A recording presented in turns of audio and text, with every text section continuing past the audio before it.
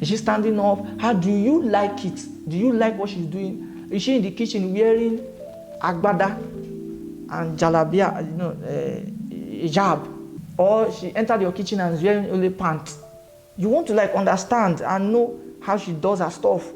She come to your bedroom. Did she make the bed? The toilet is dirty or the bathroom is not, some things are unkept.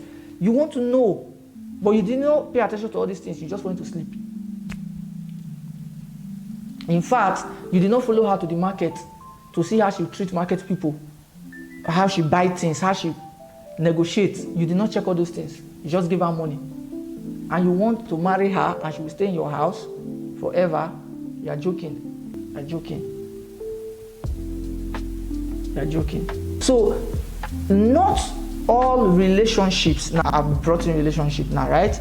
We're doing dating, relationship, and courtship. I've brought in relationship now. I'm teaching them in no particular order. Then we will now give the complete thing. To now be big food that you can eat. It's not complete. So let me start again. Fried rice, fried fish, salad or coleslaw. I don't know which one you like. Then a bottle of malt. For those of us that like Coke, a bottle of Coke or juice or wine, just make sure that, then fry meat too. Make sure everything is well arranged. So that's what I'm doing now. So I'll now put everything together, I'll now serve. I'll now bring it breakfast in bed. Get out.